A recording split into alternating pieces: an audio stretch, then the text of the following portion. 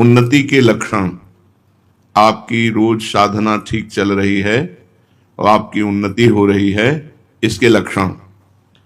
अपने गुरु प्रदत्त साधन में प्रेम होना, जो हमें गुरु प्रदत्त साधन दिया गया है उसमें प्रेम होना। साधन में जरा भी थकावट और परिश्रम महसूस ना होना।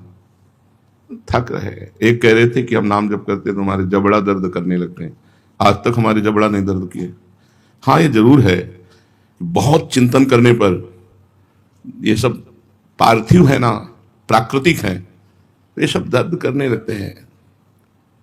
जब बहुत चिंतन, गाढ़ चिंतन करे तब इनमें, पर थकान या परिश्रम महसूस नहीं होता, और उत्साह होता है और आनंद बढ़ता है। साधन जो गुरु प्रदत्त है उसमें प्रेम होना, और साधन में जरा भी थकान या परिश्रम महसूस ना होना जो आप साधन कर रहे हो। और जो महापुरुष जन हैं, भगवत प्राप्त संत जन हैं, उनमें अपार श्रद्धा होना और उनकी जीवनी पढ़ना, उनके चरित्र सुनना और भगवान पर दृढ़ विश्वास होना, ये साधक की साधना के उन्नति के लक्षण हैं। पुनः सुन लीजिए, गुरु प्रदत्त साधना में प्रेम होना, साधन करते समय थकान या परिश्रम महसूस ना होना, भगवत प्राप्त महापुरुषों के चरणों में अपार श्रद्धा होना, उनकी जीवनी पढ़ना, उनके जीवन चरित्र सुनना और भगवान पर दृढ़ विश्वास होना, ये साधक के उन्नति के प्रधान लक्षण हैं। अगर ये हैं तो समझो साधक बहुत तेज चाल से चल रहा है और वो प्रभु से बहुत शीघ्र मिलन होगा। प्रभु प्राप्ति की साधना को ही जीवन का मुख्य कार्य समझें। शरीर संसार में रहे परंतु मन को निरंतर प्रभु के नाम में रखो। शरीर संसार में रहे पर मन सावै मनः कृष्ण पदारविंदयो, भगवान के चरणों में, भगवान के नाम में। केवल धर्म ग्रंथ पढ़ने से काम नहीं चलेगा, ना बड़ी बड़ी बातें कहने से, ना बड़ी बड़ी बातें सुनने से। तुम्हें मन को प्रभु में लगाना होगा, तब बात बनेगी। जैसे एकांतिक में किसी ने प्रश्न किया था, आज मतलब प्रारब्ध बुरा है या भला है, तो किसी का आशीर्वाद काम कर सकता है? नहीं। सुनो भरत भावी प्रबल, बिलख कहो मुनिनाथ, हानि लाभ जीवन मरण जस अपजस विधिहार। ये केवल व्यवहार की बात है। चिरंजीवी रहो, मरेगा वो, चिरंजीवी तो नहीं रहेगा। वो खुश रहो, जलेगा वो। भजन नहीं कर रहा है, सतमार्ग में नहीं चल रहा है, भगवान के आश्रित नहीं, खुश रहेगा, वो जलेगा। बोले और सब कुशल मंगल? बोले बहुत कुशल मंगल। गोस्वामी जी कह रहे तब लग कुशल न जीव कहूं, सपने हो मन विश्राम। कुशल कैसे हो सकता है? स्वप्न में मन को विश्राम कैसे प्राप्त हो सकता है? जब लग भजतन राम कहूं शोक धाम तक। और बिना मंगल भवन भगवान का भजन के मंगल हो सकता है? तो कुशल मंगल कब? जब भगवान का भजन हो रहा है तब, नहीं तो केवल व्यवहारिक बातें हैं। कुशल मंगल पूछना या खुश रहना या चिरंजीवी रहो, ये सब आशीर्वाद केवल व्यवहार के हैं, काम नहीं करेंगे। तो बहुत पुस्तकें पढ़ने से, बड़ी बड़ी बातें बनाने से या बड़ी बड़ी बातें सुनने से काम नहीं चलेगा। काम चलेगा मन को प्रभु में लगाने से। मन को प्रभु में कितना लगाते हो, खास बात यह है। भगवान के स्मरण, चिंतन और गुणगान में जिसका सारा समय व्यतीत होता है वही उत्तम साधक है। भगवान के चिंतन, स्मरण और गुणगान में जिसका समय व्यतीत होता है, सारा समय, कभी भगवत चिंतन कर रहा है, कभी नाम कीर्तन कर रहा है, कभी भगवान की चर्चा सुन रहा है, कभी भगवान की चर्चा कर, सारा समय इसी में जाता है, धन्य है उसका जीवन, उत्तम जीवन है। जिस पर भगवान के सिवा और किसी पुरुष, स्त्री, किसी परिस्थिति, घटना का कोई प्रभाव नहीं है, जो हर समय एकमात्र अपने भगवान के चिंतन में, उनकी शरण में रहता है, वो बहुत उत्तम साधक है। न किसी स्त्री का चिंतन है, न किसी पुरुष का, क्योंकि प्रभाव ही नहीं किसी का, न किसी परिस्थिति का चिंतन है, न किसी घटना का चिंतन है, हर समय भगवान के चिंतन में है, वही महापुरुष है। तुम चेष्टा करो, सारे प्रभावों से छूटकर एकमात्र भगवान का चिंतन हो, चेष्टा करो। तुम्हारा परिचय केवल भगवान से होना चाहिए। सबको भूल जाओ और ऐसे आचरण करो कि सब तुम्हें भूल जाएं। सबको भूल जाओ और ऐसे आचरण करो कि सब तुम्हें भूल जाएं। एक साधक के परिवार के जन आए थे, उनका वो रो रहे थे कि वो मिलता ही नहीं। उनका हमने तो अनुमति दे रखी है, बोले वो मिलना ही नहीं चाहता। बुलाया, मिलो, साष्टांग दंडवत किए माता पिता सबके, सर झुकाए खड़ा रहा, चल न एक बार नेत्र भर के देखा न एक शब्द बोला, बस साष्टांग दंडवत किया, हाथ जोड़े खड़ा रहा। जब खड़ा रहा तुम कहा जाइए, तो चल दी, कोई मतलब नहीं। तुम ऐसे आचरण करो कि तुम्हें सब भूल जाए और तुम सबको भूल जाओ। एकमात्र भगवान से हमारा संबंध और उन्हीं की याद रहे। केवल भगवान की प्रसन्नता के लिए तुम्हारी चेष्टा हो। चाहो, ये चाह करो कि तुम केवल भगवान के हो, जगत में कोई तुम्हारा नहीं और तुम किसी के नहीं। ये बहुत बड़ी बात है, बहुत बड़ी बात। ये मत सोचो कि तुम्हारा क्या होगा, बहुत मंगल होगा, बहुत मंगल होगा। यदि तुमने सारे संबंध काट दिए और एकमात्र भगवान से संबंध रखा, ये देख लेना अपने जीवन को कैसा आनंदमय, कैसा मस्त जीवन होगा। भगवान के सिवा भगवान से भी कोई चाह मत करो। मिलो तो आप अपनी माया मत दो मुझे, मैं कोई कामना करूं तो पूर्ण मत करना। भगवान से प्रार्थना करनी चाहिए कि मैं कोई कामना भी करूं तो पूर्ण मत करना। बड़ी घाटा हो जाता है, बड़ी हानि हो जाती है जब हम भगवान से कुछ ले लेते हैं। बहुत लंबा समय निकल जाता है क्योंकि हमने भगवान से बढ़कर उससे प्रिय माना। अब उस वस्तु व्यक्ति स्थान में लगाव होगा, बड़ा लंबा समय निकल जाएगा। तो हे भगवान, यदि हम आपके सिवा आपसे कुछ मांगे भी तो आप हमें न देना। साधक को चाहिए कि अगर भगवान से मांगे तो सिर्फ भगवान मांगे, आप मिल जाओ, आपका प्रेम मिल जाए, आपका चिंतन मिल जाए। विश्वास केवल भगवान में करो, आवश्यकता केवल भगवान की रखो, चाह केवल भगवान की, साधना केवल भगवान की। ये महापुरुष के लक्षण है। ये चार बातें जिसमें है वो महापुरुषों के मार्ग में चल रहा है।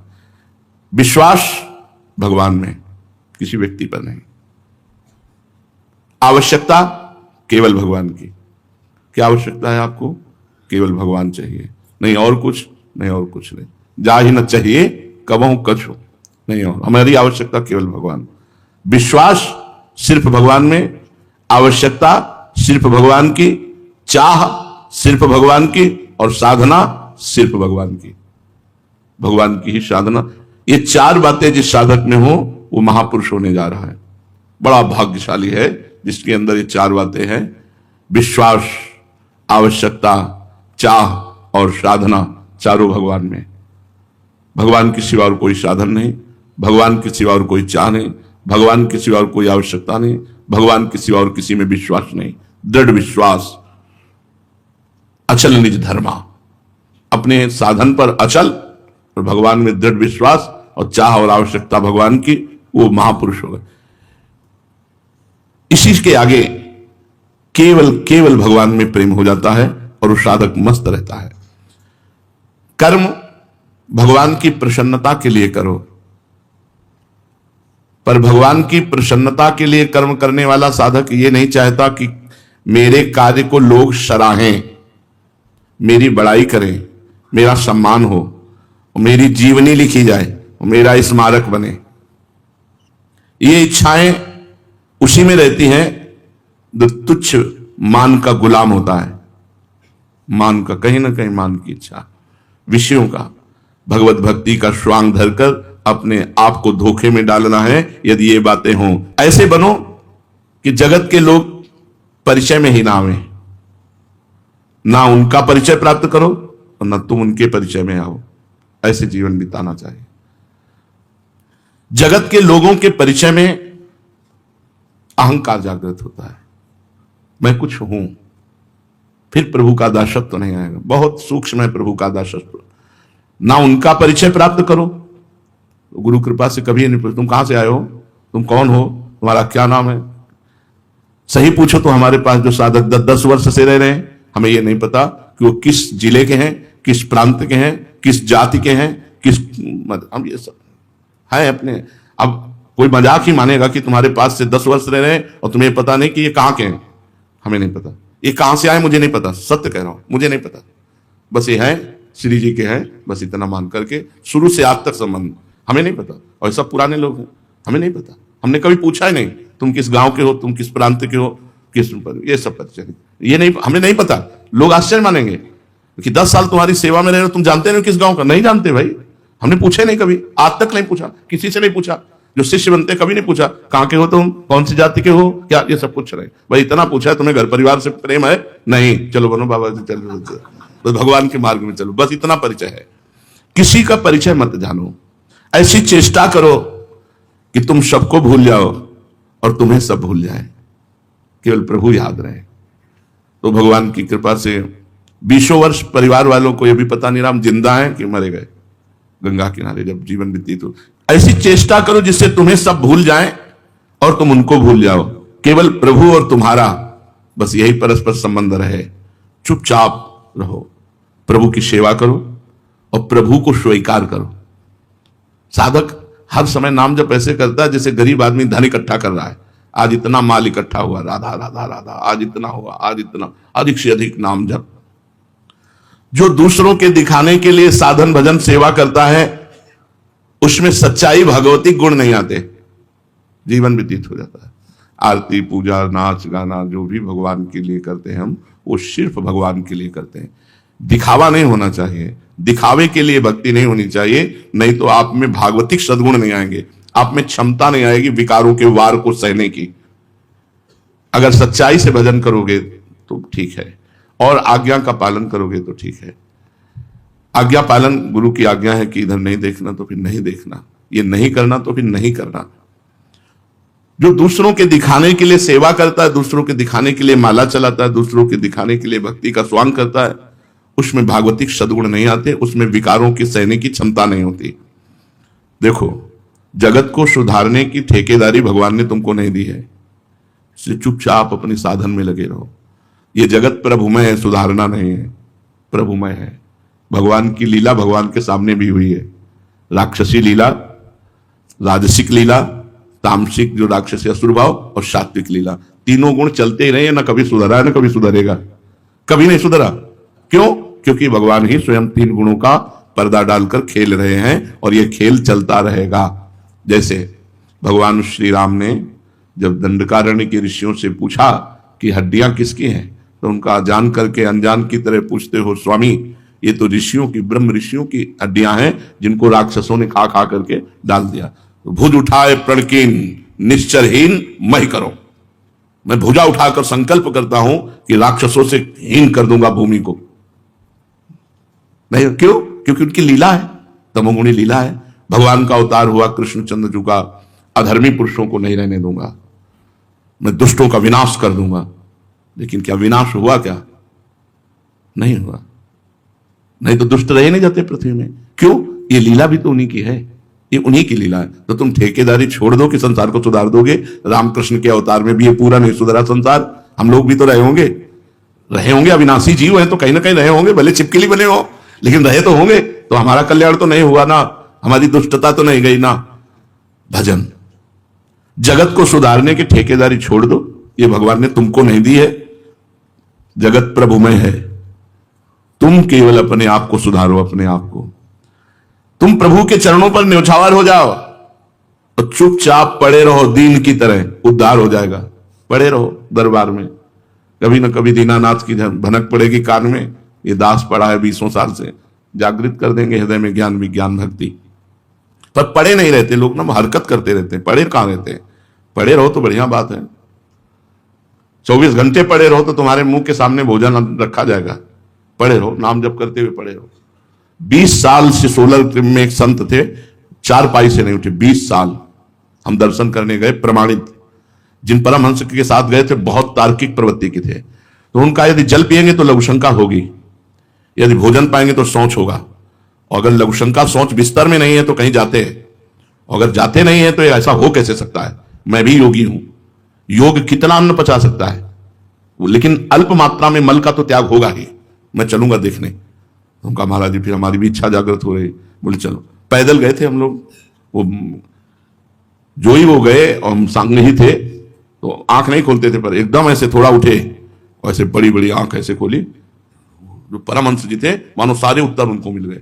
काफी देर बैठे रहे, चरण सहलाते रहे उनके, और इसके बाद निकले हुए, गजब की निष्ठा, गजब का तेज, गजब का योग, आज तक हमने नहीं देखा।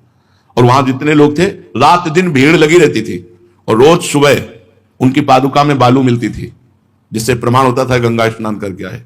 सिद्ध महापुरुष 20 साल से चारपाई से नहीं उठे थे। ये नहीं कि रात्रि में कोई नहीं रहता, ऐसे भीड़ लगी रहती, जैसे देवी देवताओं का पूजन होता ना, ऐसे रात दिन उनका पूजन चलता रहा, और 20 साल से पढ़े थे। अद्भुत संतों की महिमा। तो पढ़े रहो, पढ़े रहो, तो क्या ऐसे पढ़े रहो भाई? कई साल से पढ़े? बोले 5 साल से तो पढ़े ही है।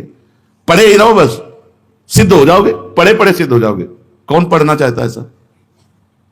पढ़ जाओ एकदम, उठना नहीं।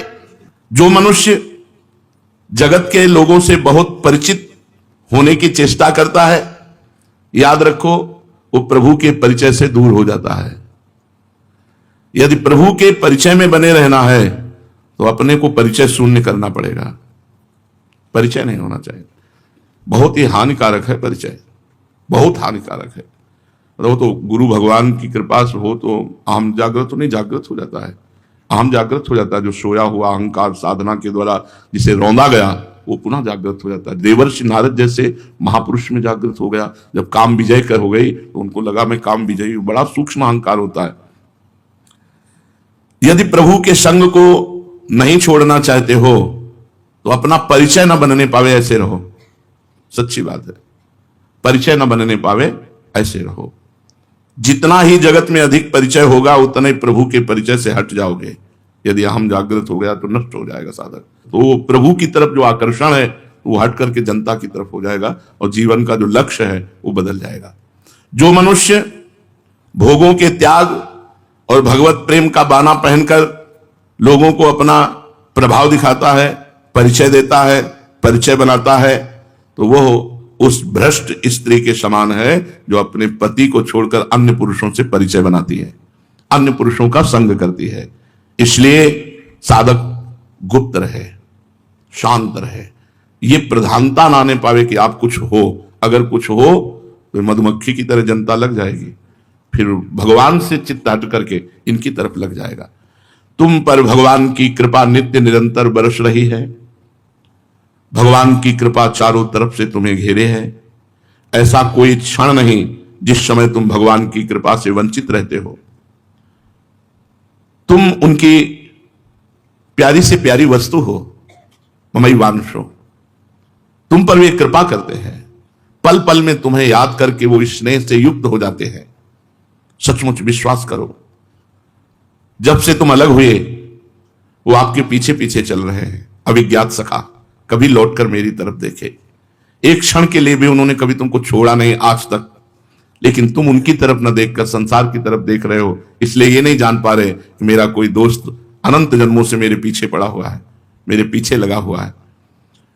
कल्याण में कर कमल निरंतर तुम्हारे पीछे ऐसे कि कहीं गिर न जाओ। निरंतर तुम उनका शीतल कर स्पर्श प्राप्त कर रहे हो, लेकिन पीठ से तुम मुख की हो संसार की तरफ। इसलिए तुम्हें यह समझ में नहीं आ रहा कि भगवान की इतनी कृपा हमारे ऊपर है। तुम पूछोगे कि निरंतर उनका शीतल कर कमल जब हमारे पीछे है तो फिर हमें जलन क्यों हो रही है? ये रात दिन हृदय शोक और विषाद में क्यों निमग्न हो रहा है? मैं जल रहा हूं क्यों? इसका कारण है भगवान की विमुखता। तुम भगवान से विमुख हो। भगवान तुम्हारे ऊपर कृपा किए हैं, लेकिन तुम भगवान से विमुख हो। लौटो, सन्मुख हो भगवान की तरफ। देखो हृदय शीतल होता है कि नहीं, जलन मिटती है कि नहीं, तुम्हारे हृदय का विषाद नष्ट होता है कि नहीं। और सच्ची बात बताऊं, ये भी उनकी एक लीला है। ना आग है न जलन है, ये उनकी एक लीला है तुम्हें अपनी तरफ घसीटने की, तुम्हें अपनी तरफ मोड़ने की। ध्यान दीजिए, न जलन है न आग है, ये उनकी लीला है, ये उनका बुलावा है कि जहां तुम खड़े हो वहां से जलन लगे तो तुम भगवान की तरफ बढ़ो, भगवान को अपना मानो। वो जो कुछ भी कर रहे हैं अब तुम्हारे मंगल के लिए कर रहे हैं।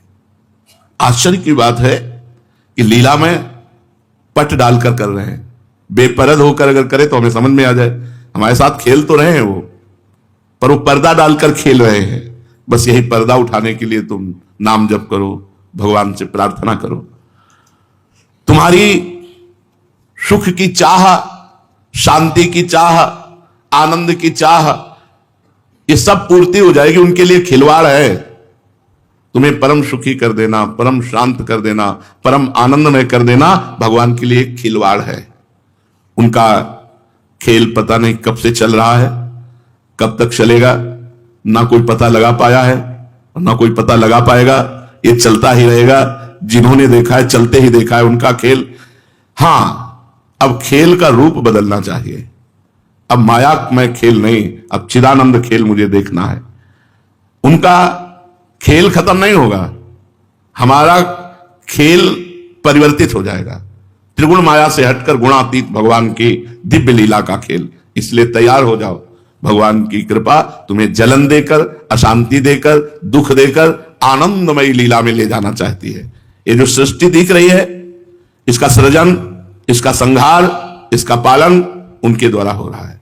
शांति और अशांति की लहरें आनंद समुद्र में उठ रही हैं। ये सब भगवान का लीला स्वरूप है। कभी भयानक, कभी सौम्य, कभी रात, कभी दिन, कभी दुख, कभी सुख। यहां कुछ सत्य नहीं है। त्रिगुणमयी माया की लीला है ना, यहां कुछ सत्य नहीं। उमा कहूं मैं अनुभव अपना, सत हरि भजन जगत सब सपना। सावधानी यही है कि इस झूठे जगत में सत्य कमाई कर लो, परोपकार कर लो, खूब नाम जप कर लो, भगवान का नाम कीर्तन करके नाचो गाओ, ये सत कमाई कर लो। जो होता है होने दो, किसी को भी मत रोको। तुम्हें अधिकार भगवान ने नहीं दिया, तुम तो बस अपने मन को रोको। ये खास बात है। यहां सब दूसरे को अच्छा बनाना चाहते हैं, अपने नहीं, अपने मन को नहीं। यहां दूसरे को, किसी को आप बैठा दो, आप किसी से पूछिए परमार्थ का क्या स्वरूप है, भगवान की कैसे। ऐसा निरूपण करेगा कि पूछो मत, निरूपण करेगा, पक्का निरूपण कर देगा। अपने मन को कभी नहीं समझाया। सच्चा गुरु वही है जो अपने मन को चेला बना ले। सच्चा उपदेशक वही जो अपने मन को उपदेश देकर सुधार ले। जो हो रहा है होने दो, भगवान की माया का खेल है। किसी को रोको मत, तुम्हारे रोकने से रुकेगा नहीं। तुम तो बस अपने मन को मंगल में भगवान में लगा दो।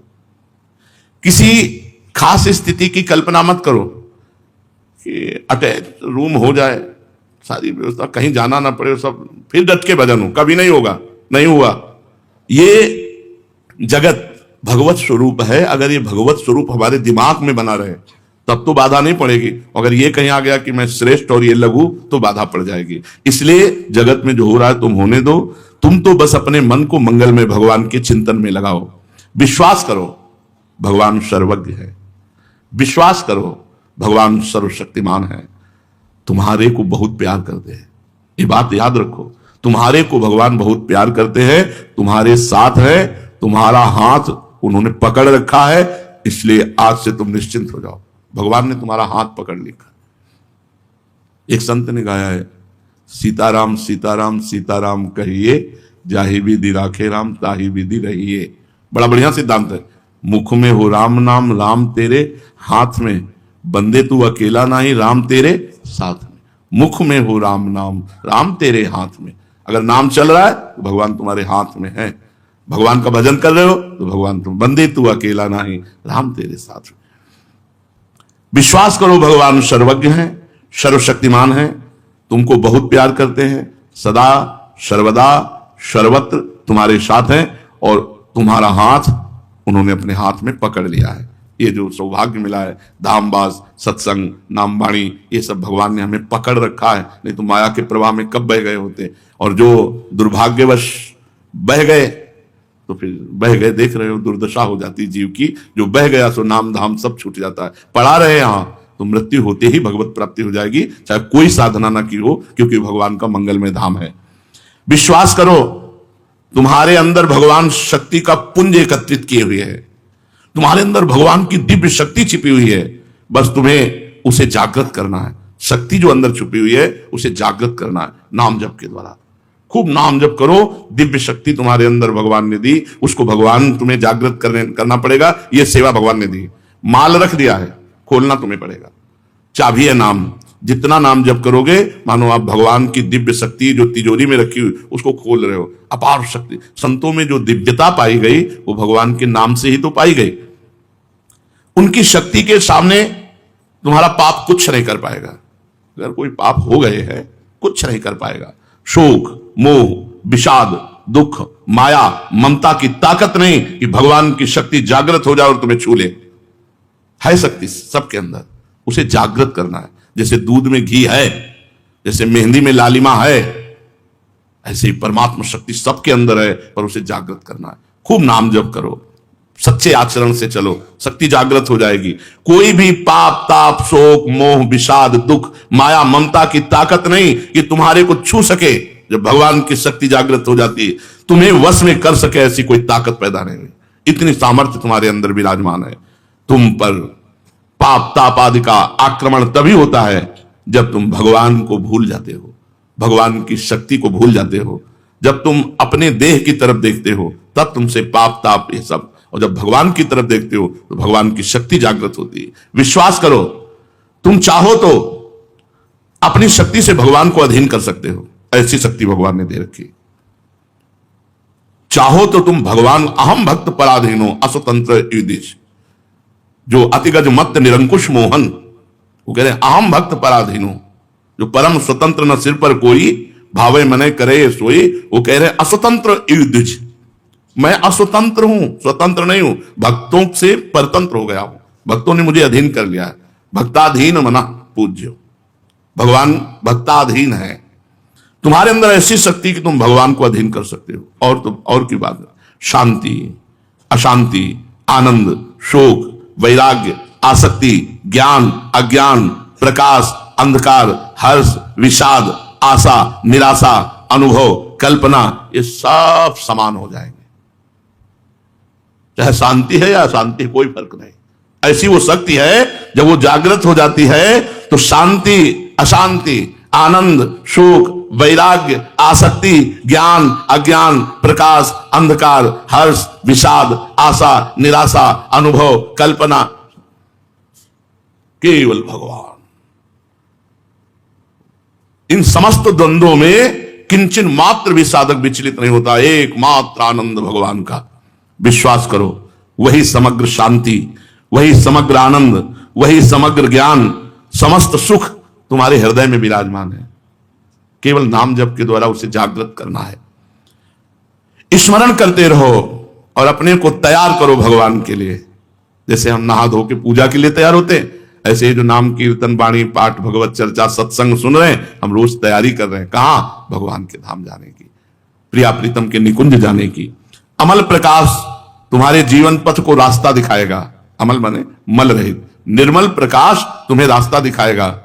तुम शहर ही महामाधुर्य में मुस्कुराते हुए अपने इष्ट के समीप पहुंच जाओगे। केवल नाम जप करो, खूब अधिक से अधिक भजन करो और तैयारी करो प्रिया प्रीतम से मिलने की। विश्वास करो, इस जीवन में हमारी यात्रा पूर्ण तभी मानी जाएगी जब हम भगवान को पा लेंगे। हमारे जीवन की यात्रा पूर्ण तभी होगी जब हम भगवान को पा लेंगे।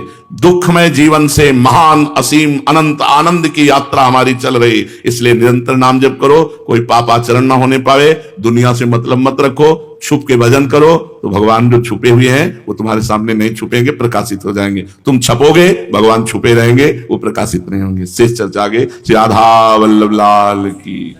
सतमार्ग से भ्रष्ट हो जाते कैसे पाएंगे भागवतिक विभूतियों को? जो दिव्य विभूतियां पे प्रकट होती हैं संतों में साधकों में, योग को 8 अंग में वर्णन किया गया है, अष्टांग योग। उसमें सबसे पहला आता है यम नियम। तो पहला यम, यम ही 5 प्रकार के होते हैं। अहिंसा, मन वाणी शरीर से किसी को दुख ना पहुंचाना, सत्य, वचन से सत्य, आचरण सत्य और मनन सत्य। जिसकी मन वाणी और आचरण एक होते हैं उसे योगी कहते हैं। जिसके मन में कुछ और, वचन में कुछ और, क्रियाएं कुछ और, वो भोगी होता है, संसारी। आस्ते, किसी के चोरी न करना, और ब्रह्मचर्य अपरिग्रह, ये यम है पहला। योग का पहला यम है ये। यम 5 प्रकार, अहिंसा सत्य आस्ते ब्रह्मचर्य अपरिग्रह। और नियम, शौच, शरीर की पवित्रता, इंद्रियों की पवित्रता, मन की पवित्रता, विचार की पवित्रता, संतोष, जैसी परिस्थिति, कभी घी घना, कभी मुट्ठी भर चना, कभी वो भी ना बना। तपस्या, काम क्रोध लोभ मोह मद मत्सर, इनके ताप को, अंदर की जलन को चुपचाप मौन होकर सह जाना। स्वाध्याय शास्त्रों का, ईश्वर प्रणिधान, अपने इष्ट पर दृढ़ निश्चय, ये नियम है। अष्टांग योग की शुरुआत ही इसी से होती है। यम नियम फिर प्राणायाम।